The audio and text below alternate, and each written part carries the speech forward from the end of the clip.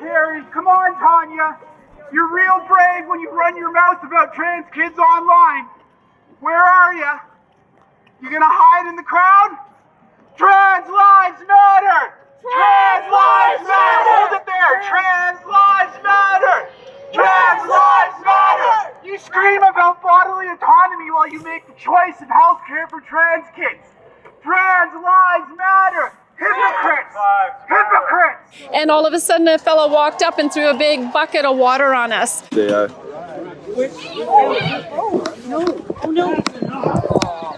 Oh, nice work, Canadian.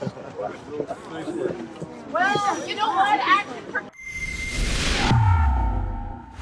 All right, so if you haven't noticed at rebelnews.com, I've been doing different parts of a weekend event that took place in Victoria, BC. It's still happening behind me right now, called Reclaim Canada. But something bizarre happened. There were counter-protesters at the rally for that event, and they were targeted at two of the speakers who have spoken out about concerns about the politicization of the transgender movement. Some lives matter too much! Some lives matter too much! All right, so tell me what's going on here. I've heard the narrative that freedom is racist, but is it transphobic now too? What was that all about? I don't think so. I think if anything, freedom is about bringing everybody together from all walks of life to celebrate freedom, our rights, our ability as citizens not to have government intrusion into our lives. And that includes the school system. And I think that's where we run amok of the sex activists, because the sex activists' favorite tool has been the indoctrination of children via the public education system. So this is very much a threat. Freedom is a threat to the sex activist agenda. Well, speaking of sex activism in schools, I'm not sure if that's exactly what happened. Maybe you have a good grasp there, but I've seen on social media you've made some posts about L.A. Matheson, a school in British Columbia. It's a high school, and it seems like a whole lot of stuff. You guys can look at some of the posters going on here, but tell us a little bit about, I think it was a week-long sort of event, not learning your math and calculus or all those things. What were the kids learning?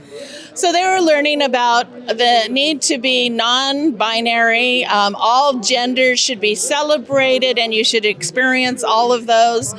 They were learning about how evil Caucasian people are, how they are equivalent of the colonialists that have destroyed and stolen all of the land in Canada. What would you say to people who hear you talk about, let's say, indoctrination of maybe a trans agenda or things like that in school, and then they see that as transphobia? Is it transphobia or is it something else? No, I think society is suffering from a conditioning that probably once they sit down and look at the facts, and I think that's what is really troubling about this situation, is most reasonably minded people are good, kind, and loving. I'll even use the love thing.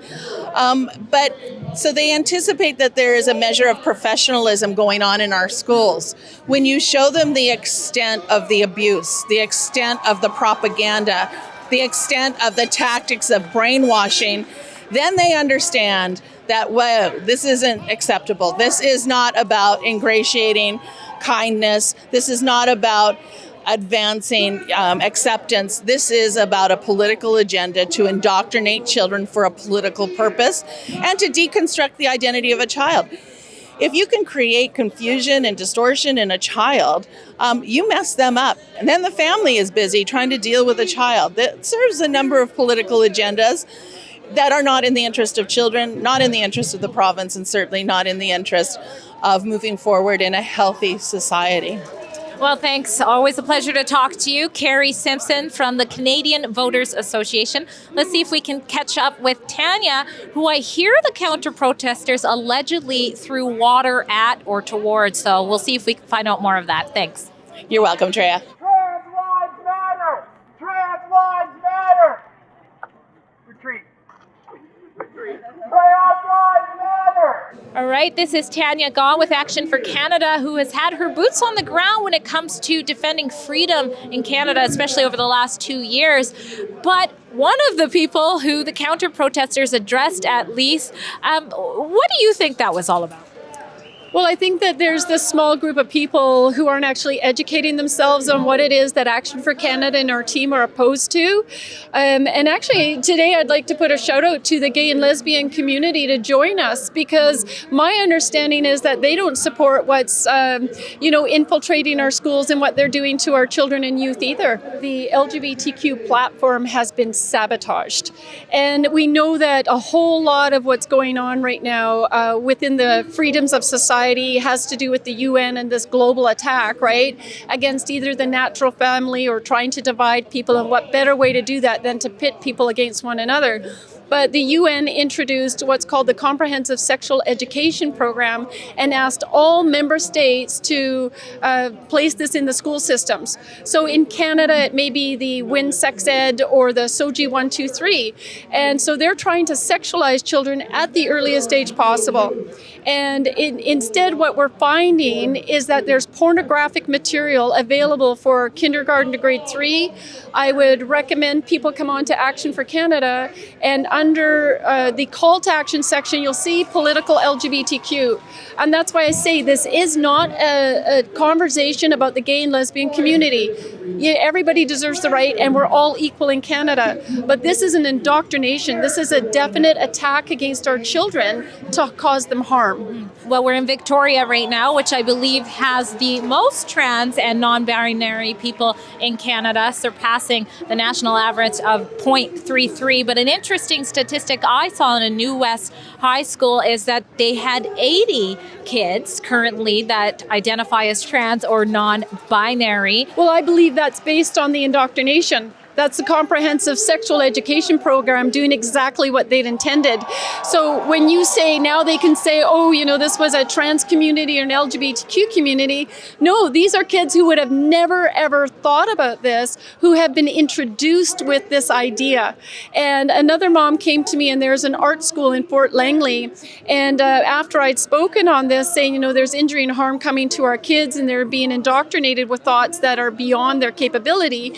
And she came and had a testimony where her child, who was 12 years old, was the 5th child in that classroom to say they're no longer a girl, they're a boy. And then with the Tavistock in England, I'd read a report, it's not frequent, I think it's from 2020, 50 to 100% increase on girls now identifying as a boy. That isn't by chance. That's not because we were ignoring this group who were just not identifying. That's indoctrination, plain and simple, and it's got to stop. And what would your response be to people who hear you raise these concerns and think that it's transphobic? Well, I'd say that they need to maybe dive in and do a little bit more research. The left knows that our kids are most influential. And, the 45 goals of communism, they were very smart. Lenin was very smart, that they said, you give me your kids for 4 years and I'll have them for a lifetime. And that's what this is about. And I'll end it with you just giving a brief overview. You guys at Action for Canada have been doing, I don't know what to call it, but working with kids and sort of empowering them. If you want to touch on that just briefly. Yeah, it's been really exciting, and I fear that if the left knows how smart, our children are, and that they are our future, we better wise up, and we've got to be the voice in their ear. So we've started a youth freedom movement, and we had just finished our first 8-week leadership and training speaking course, and we had almost 100 kids. And if you go to our Youth Freedom Movement page, it has a link to the videos that are our graduation speeches, and they're inspiring. I just love it. We're so proud of them. And so, there's a lot of slack for the freedom community, but I don't see any violence or assaults the many times I've covered, but yet here we are today, and water was thrown at you, or did it hit you? What happened? What did the counter-protesters do? Yeah, that was my first experience as well. And so we had our tent set up with all of our multiple resources, and our team was behind there engaging and talking to people that were coming to our tent. And all of a sudden, a fellow walked up and threw a big bucket of water on us.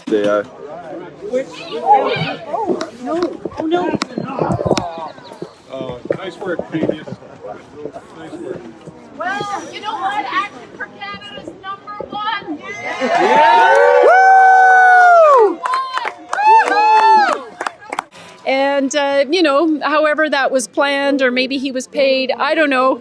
But my response was immediately, I just went, Action for Canada's number one. Right? I mean, they wouldn't be attacking us, honestly, if we were not doing something good. Well, I'm glad you're okay.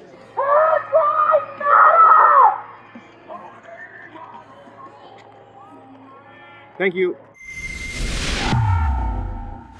At Rebel News, we don't shy away from the stories that the legacy media does. We make sure you are informed on everything out there that is a current affair. So if you appreciate that, you can go to rebelnewsstore.com. You can buy yourself some fun Rebel gear or whatever you like. There's lots to choose from, including Father's Day gifts. So check that out, and that also helps support our independent journalism. Again, rebelnewsstore.com.